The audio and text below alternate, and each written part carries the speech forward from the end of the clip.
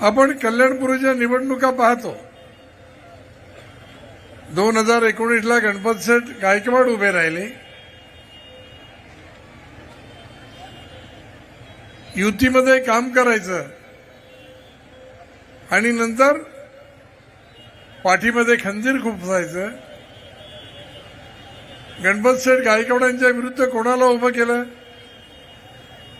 धनंजय बोडारे. ती एक असणाऱ्या शिवसेनेतून ते लढले. आपल्या विरुद्ध बंडखोरी केली.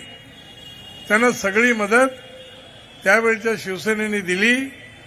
पण तरीसुद्धा कल्याण पूर्वच्या या मतदारसंघातून कार्यकर्त्यांनी जे काम केलं त्यातून गणपत शेठ गायकवाड निश्चित निवडून आले. सुलभाताईंना निवडणुकीची संधी मिळाली. त्या तयार होत्या की नाही मला सुरुवातीला माहीत नाही, पण चव्हाण साहेबांशी बोलल्यावर ते असं म्हणाले की मी त्यांना निवडणुकीला उभं राहण्याचा आग्रह केला आणि त्या उभ्या राहिल्या, त्यामुळे त्यांच्या पाठीमागे ते समर्थपणाने उभे राहिले. त्यांच्याही विरोधात महेश गायकवाडला उभं केलं. कुठून आली हो 54,000 मतं त्यांना? सेनेच्या कार्यकर्त्यांनी त्यांची सगळी मतं त्यांना दिली. इतकी मोठी निवडणूक लढण्या एवढी त्यांची आर्थिक परिस्थिती होती की नाही मला माहीत नाही, पण ते लढले आणि 50-55,000 मतं घेतली. ही आली कुठून? 4 महिन्यानंतर त्यांना पक्षात घेतलं. युतीमध्ये असं नाही चालत. कुठेतरी आम्ही चुकलो असो, नाही असं नाही, पण आम्ही पाठीत खंजीर नाही खुपसला. आम्ही आमचा उमेदवार त्यांच्या विरुद्ध उभा नाही केला. पण अशा पद्धतीने ज्यांनी काम केलं त्यांच्यावर विश्वास ठेवणं माझ्यासारख्याला तरी अडचणीचं वाटतं.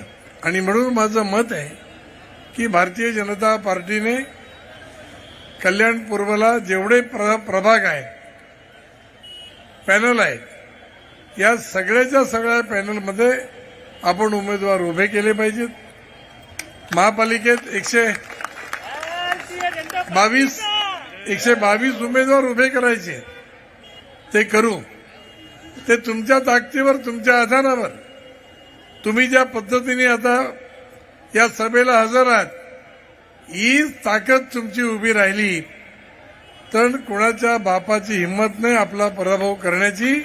आणि म्हणून आपण ताकदीने उभं राहिलं पाहिजे.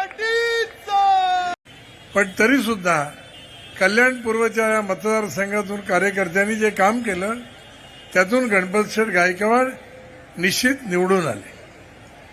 सुलभाताईंना निवडणुकीची संधी मिळाली.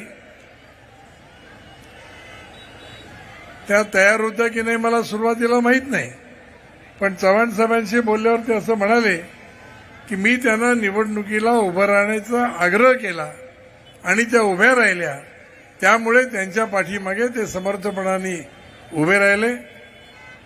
त्यांच्याही विरोधात महेश गायकवाडला उभं केलं. कुठून आली हो 54,000 मतं त्यांना? सेनेच्या कार्यकर्त्यांनी त्यांची सगळी मतं त्यांना दिली. इतकी मोठी निवडणूक लढण्या एवढी त्यांची आर्थिक परिस्थिती होती की नाही मला माहीत नाही, पण ते लढले आणि 50-55,000 मतं घेतली. ही आली कुठून? 4 महिन्यानंतर त्यांना पक्षात घेतलं. युतीमध्ये असं नाही चालत. कुठेतरी आम्ही चुकलो असो, नाही असं नाही, पण आम्ही पाठीत खंजीर नाही खुपसला. आम्ही आमचा उमेदवार त्यांच्या विरुद्ध उभा नाही केला. पण अशा पद्धतीने ज्यांनी काम केलं त्यांच्यावर विश्वास ठेवणं माझ्यासारख्याला तरी अडचणीचं वाटतं. आणि म्हणून माझं मत आहे की भारतीय जनता पार्टीने कल्याण पूर्वला जेवढे प्रभाग आहेत, पॅनल आहेत, या सगळ्याच्या सगळ्या पॅनलमध्ये आपण उमेदवार उभे केले पाहिजेत. महापालिकेत 122 122 उमेदवार उभे करायचे, ते करू. ते तुमच्या ताकदीवर, तुमच्या आधारावर. तुम्ही ज्या पद्धतीने आता या सभेला हजर आहात, हीच ताकद तुमची उभी राहिली तर कोणाच्या बापाची हिंमत नाही आपला पराभव करण्याची. आणि म्हणून आपण ताकदीने उभं राहिलं पाहिजे. आपल्या सगळ्यांना कल्पना आहे गेल्या काही दिवसापासून खासदारकी युतीमध्ये झाली, आमदारकी युतीमध्ये झाली, आणि आता काही दिवसापासून 2 दिवसापासून चालले की आपल्याला युतीमध्ये लढायचंय.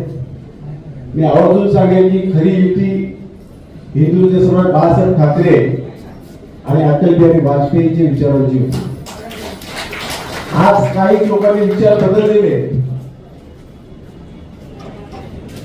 आपण प्रत्येक जण प्रामाणिकपणे युती धर्माचं काम करत आलोय.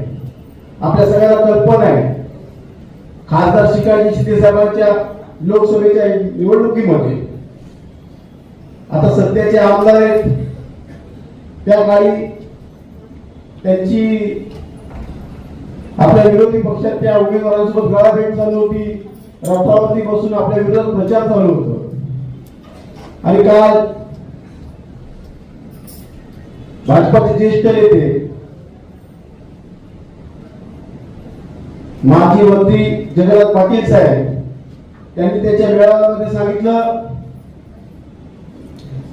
की शिवसेना आपल्या पाठीमध्ये खंजीर खूप असते.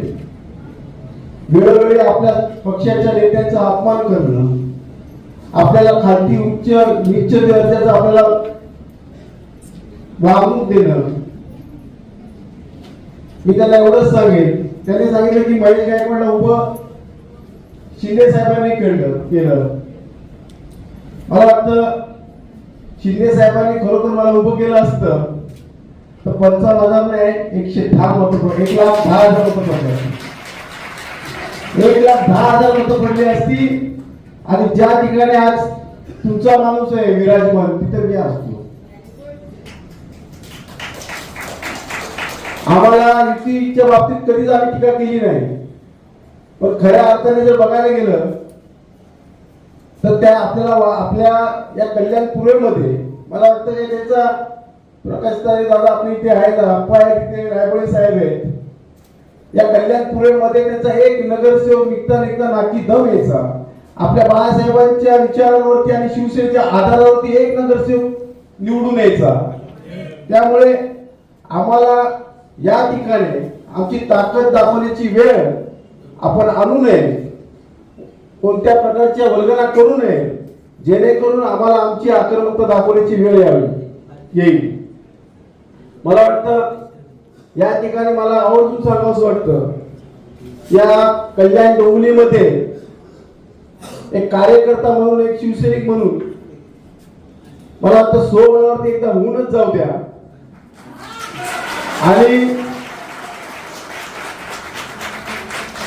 तुम्हाला या विधानसभेमध्ये कळून चुकलं असेल, एक छोटासा मावळा शिवसैनिक तुम्हाला एवढा भारी पडतोय, तर ही सगळी जर आमचे सगळे शिवसैनिक तुटले तर त्यांचा सुपडा साफ होईल.